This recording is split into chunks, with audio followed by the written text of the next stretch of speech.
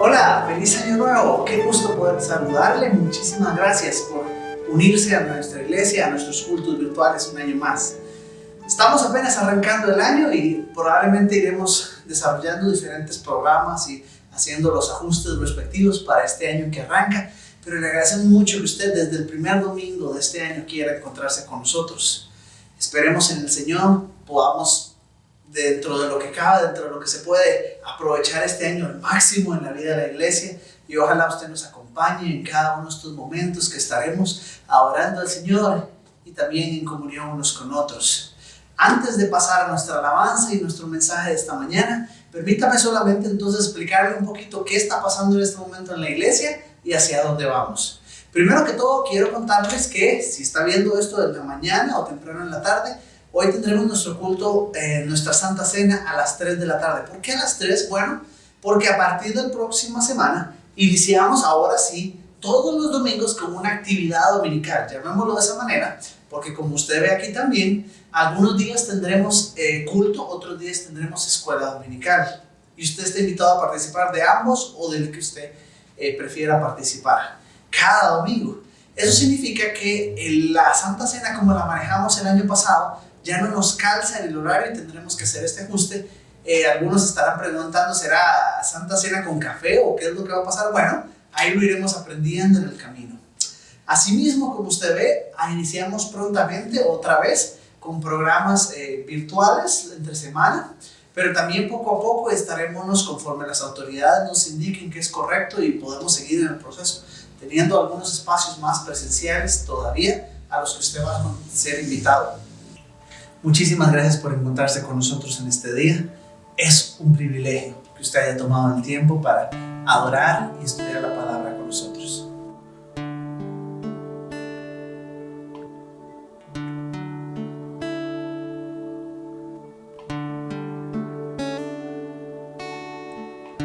Tú fuiste el verbo en el principio, unigénito de Dios. El misterio de tu gloria revelado en tu creación.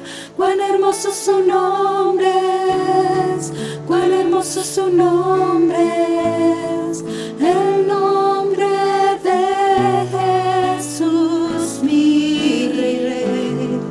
Cuán hermoso su nombre es, nada se iguala a él.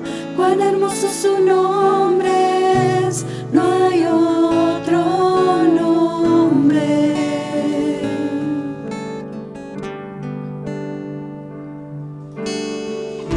Dejaste el cielo por salvarme, me viniste a rescatar. Mi transgresión tú perdonaste, nada nos separará. Majestuoso su nombre es, majestuoso su nombre es, el nombre de Jesús mi Rey. Majestuoso su nombre es, nada se iguala a él. Majestuoso su nombre es, no hay otro nombre. Majestuoso su nombre es, no hay otro nombre.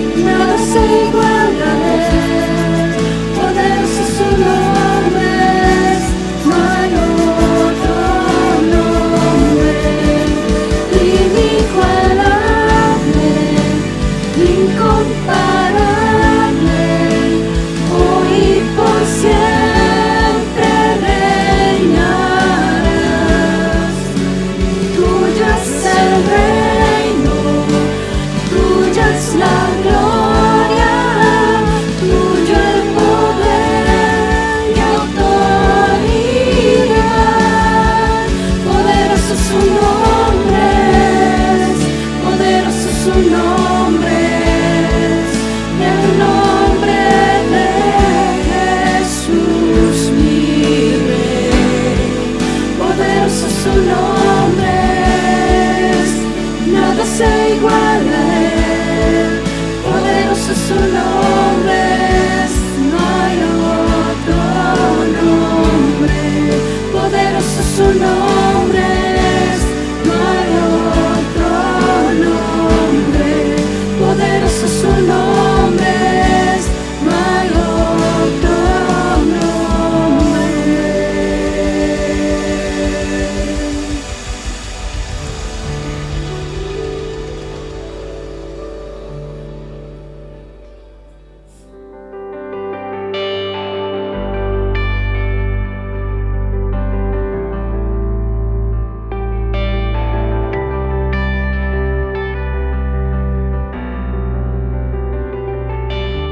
Les deseamos un feliz año 2021. Oramos al Señor para que pueda ser un año en que podamos salir adelante con todas las metas y objetivos que tenemos como iglesia y a nivel personal. Así también queremos tener la introducción del tema. Vamos a estar estudiando el libro Sermón del Monte, Contracultura Cristiana, del autor John Stott. Así que consideraremos la enseñanza de este maravilloso libro para exponerlo durante todos estos domingos que tenemos hacia adelante. Por mi parte, iniciaré dando una introducción general que pondrá las bases para las próximas enseñanzas. John Stott nos dice que el Sermón del Monte es la delineación más completa de la contracultura cristiana que existe en el Nuevo Testamento. Aquí hay un sistema de valores cristianos, de norma ética, de devoción religiosa, de actitud hacia el dinero, de aspiraciones, de estilo de vida y gama de relaciones del cristiano. Todos y cada uno de los cuales están totalmente en discordancia con los del mundo no cristiano. Y esta contracultura cristiana es la vida del reino de Dios, una vida plenamente humana, en verdad, pero vivida con efectividad bajo el régimen de Dios, bajo el régimen divino. Además, parece probable, como han sugerido muchos comentaristas antiguos y comentaristas modernos, que Jesús deliberadamente subió al monte para enseñar, con el fin de trazar un paralelo entre Moisés, que recibió la ley en el monte Sinaí, y Jesús mismo, que explicó sus consecuencias a sus discípulos, llamándolos y dándoles en el monte de las bienaventuranzas. El sitio que la tradición asigna al sermón en la costa norte del lago, porque Jesús fue mayor que Moisés, y aunque su mensaje fue más evangelio que ley, escogió como el núcleo de un nuevo Israel a 12 apóstoles, que correspondieran a los 12 patriarcas y a las 12 tribus del Israel antiguo.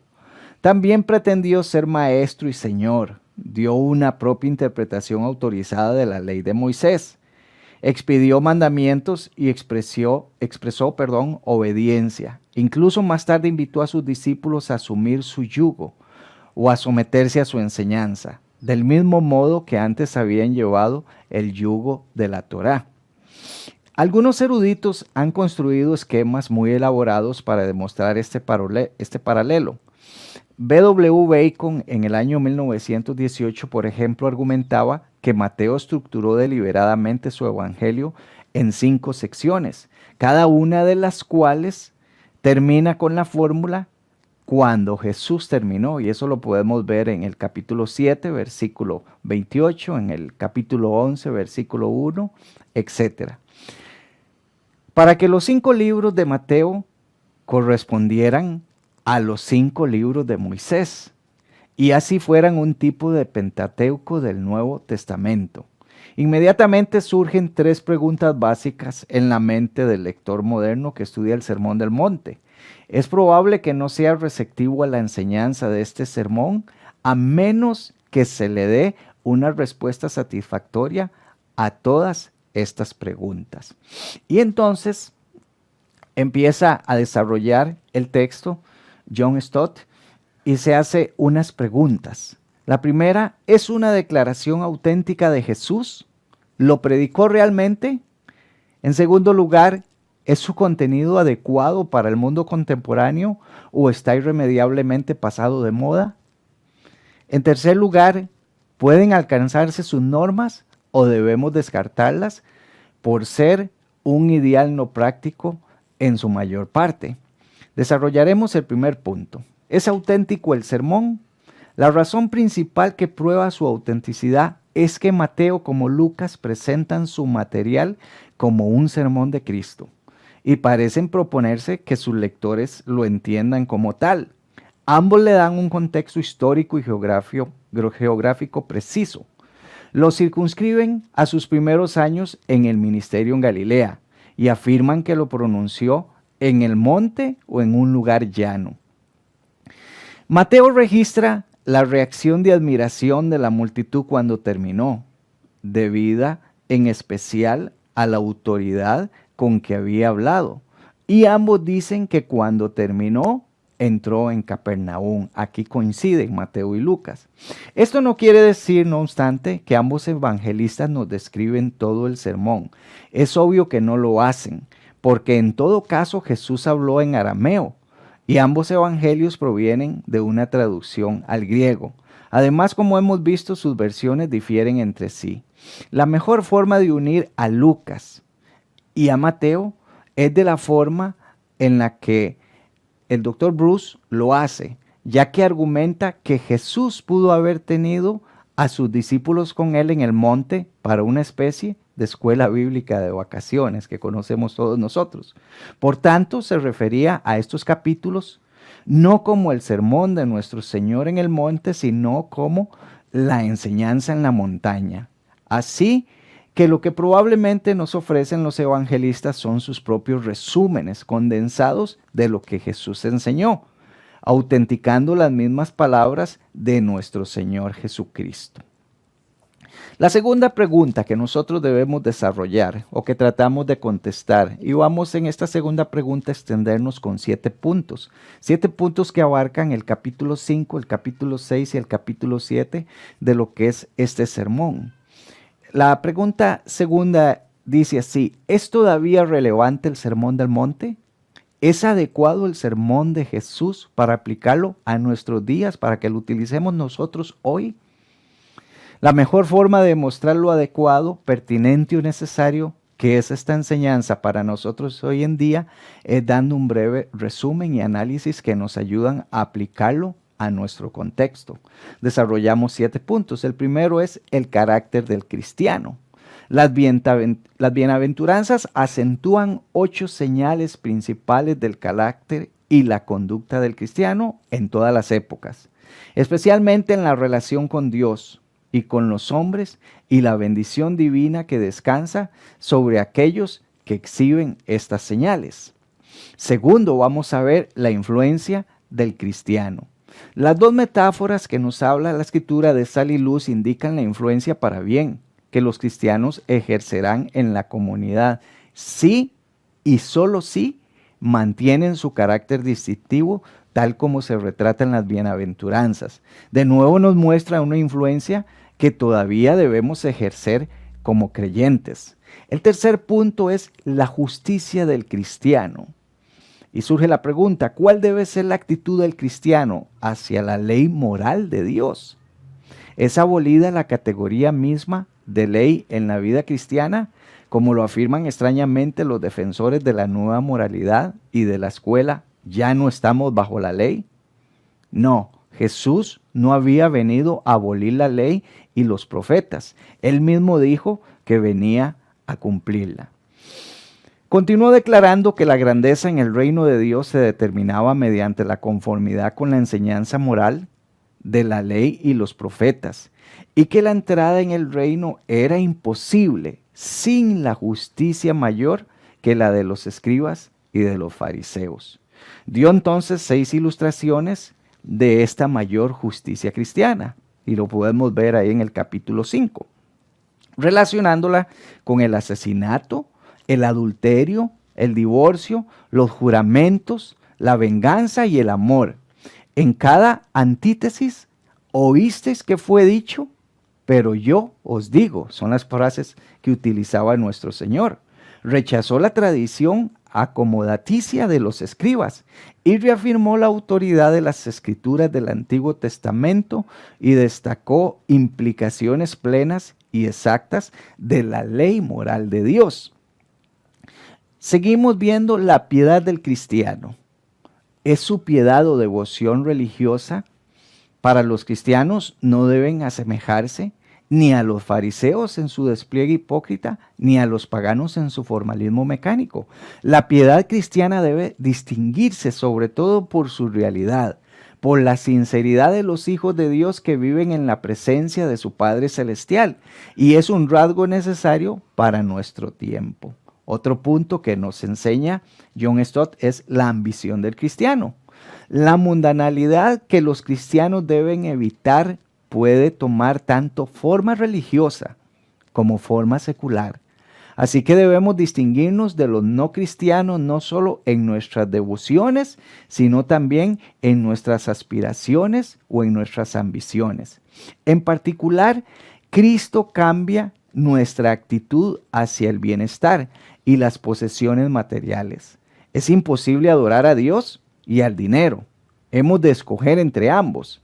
La gente secular se preocupa por la búsqueda de alimento, bebida y vestido. Tanto los primeros cristianos como los cristianos de hoy en día deben estar libres de estas ansiedades materiales que son egocéntricas y entregarse al extendimiento de lo que es el reino de Dios y su justicia. Es decir, nuestra ambición suprema debe ser la gloria de Dios y no nuestra propia gloria, ni siquiera nuestro propio bienestar material. Es cuestión de qué buscamos primero. Y tenemos que recordar, como dijo el Señor Jesús, buscad primeramente el reino de Dios y su justicia. Las relaciones del cristiano también es otro punto que se va a desarrollar más adelante. Cuando el creyente se relaciona adecuadamente con Cristo, todas sus relaciones se ven afectadas. Se crean nuevas relaciones, las relaciones antiguas cambian, de modo que no debemos juzgar a nuestro hermano, sino servirlo. Debemos también evitar ofrecer el evangelio a aquellos que terminantemente lo han rechazado. Y debemos permanecer en oración a nuestro Padre Celestial y guardarnos de los falsos profetas que impiden que la gente encuentre la puerta estrecha y el camino angosto. Enseñanzas que son necesarias para todas las épocas. Otro punto importante es la entrega del cristiano. El asunto esencial planteado por todo este sermón concierne a la autoridad del predicador. No basta llamarlo Señor, ni escuchar su enseñanza. La cuestión básica es si hay coherencia entre nuestra actitud y lo que decimos y si actuamos con base en lo que oímos. De esta entrega depende nuestro destino eterno, ayer, hoy y en el futuro. Solo el hombre que obedece a Cristo como Señor puede llegar a ser sabio, porque solo Él está construyendo su casa sobre su roca, la roca que no podrían minar las tormentas de la adversidad ni las tormentas del juicio. Las multitudes se admiraban de la autoridad con que Jesús les enseñaba. A esa autoridad debemos someternos cada uno de nosotros que somos sus seguidores en cada generación. El asunto del señorío de Jesucristo es tan pertinente hoy, en principio y en aplicación detallada, como lo fue cuando Cristo Jesús predicó allá en el monte con sus discípulos. El tercer punto que desarrollamos, ¿es práctico el sermón? No podemos obviar la gran discusión histórica que existe en torno a este sermón y si es realmente aplicable para el creyente hoy en día y por la fuerza moral que él conlleva. ¿Son alcanzables sus normas? ¿O debemos descansar contentos con solo el hecho de admirarlas ávidamente desde lejos? En primer lugar, tenemos a algunos comentaristas encontrándose frente a frente con la realidad de la perversidad humana. Declaran que las normas del Sermón del Monte no pueden alcanzarse.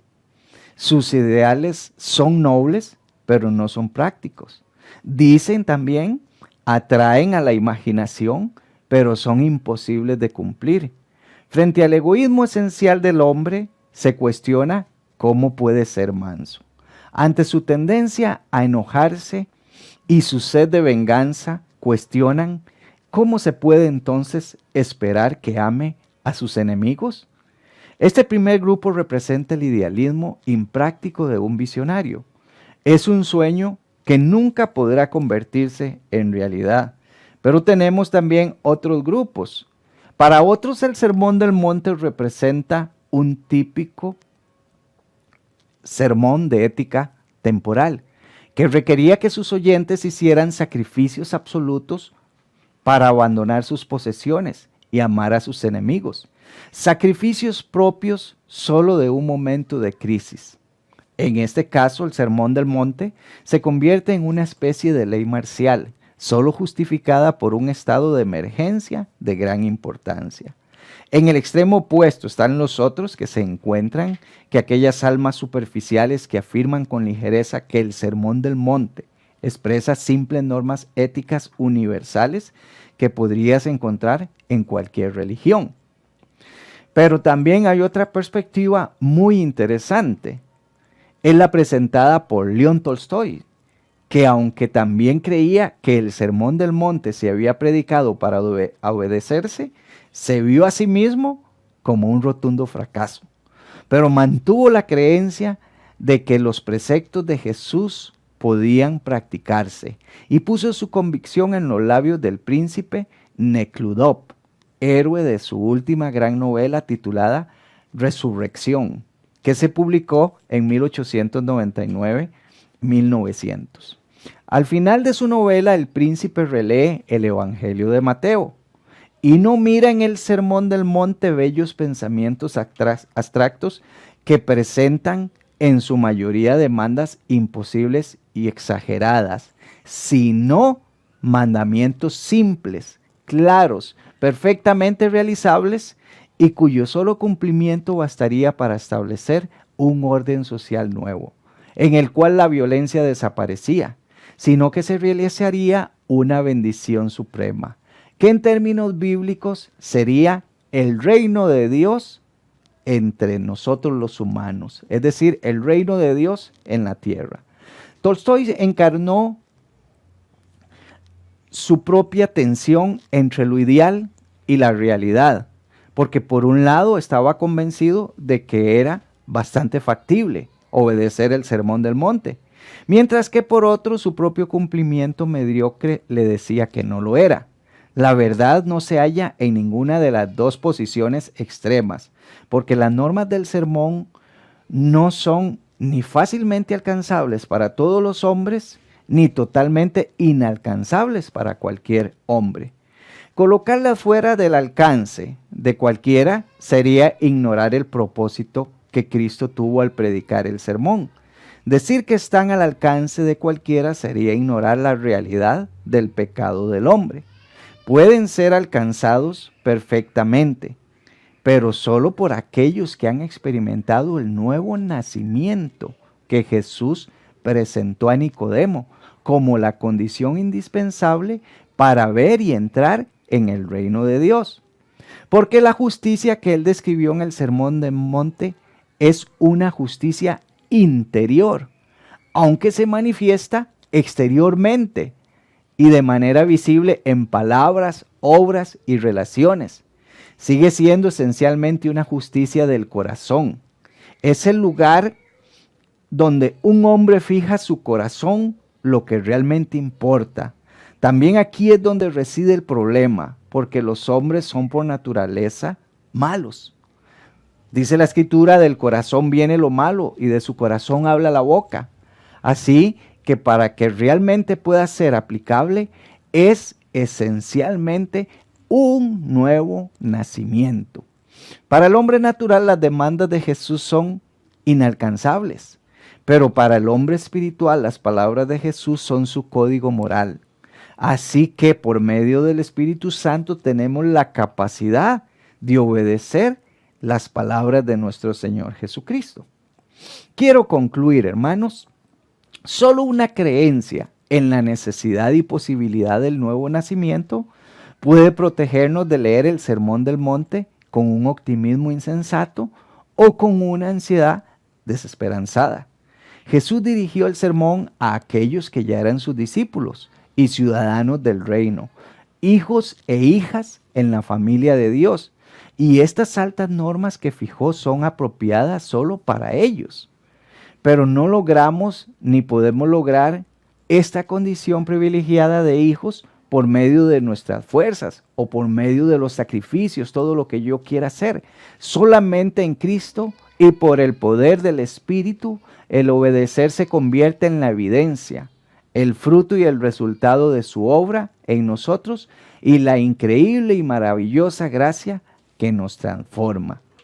La necesidad de una revolución moral en nuestra sociedad y aún más dentro de nuestras iglesias es urgente. Debe haber esa revolución en el sentido de cambio.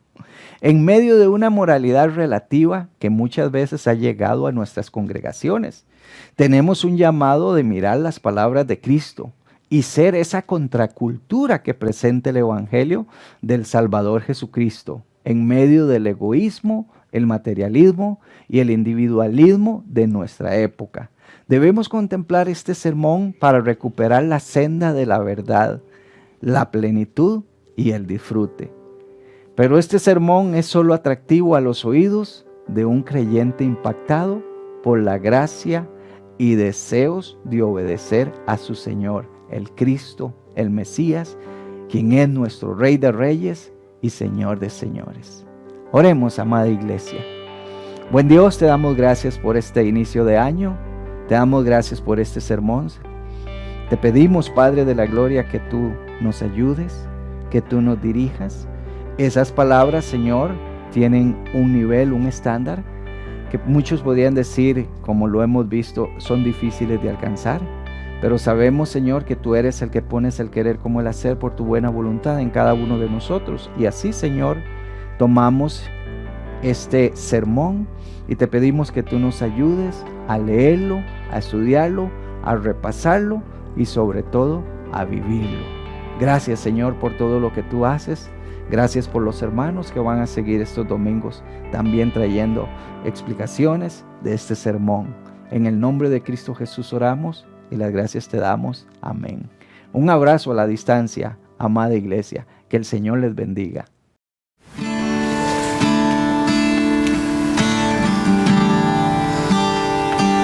Ante el trono celestial, Él intercede hoy por mí. Gran sacerdote es Jesús, y quien por siempre vivirá. Y en sus manos, por su amor, mi nombre ya grabado está. Y mientras que en su trono esté, nadie de él me apartará. Nadie de él me apartará.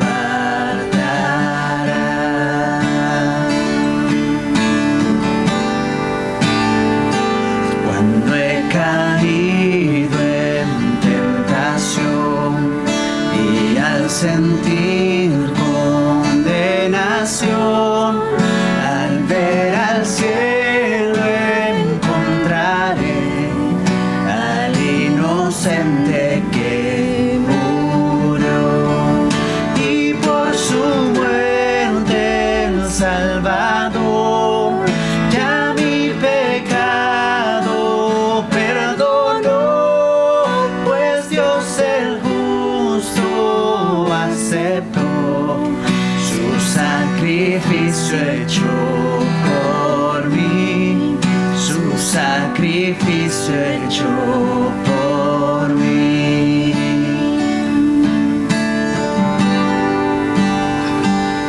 Aquel Cordero Redentor, quien al morir resucitó, el inmutable gran yo soy, el Rey de gloria y majestad. Unido a él no moriré.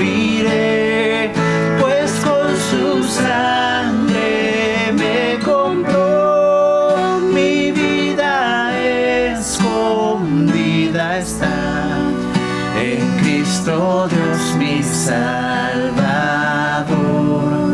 en Cristo Dios mi Salvador.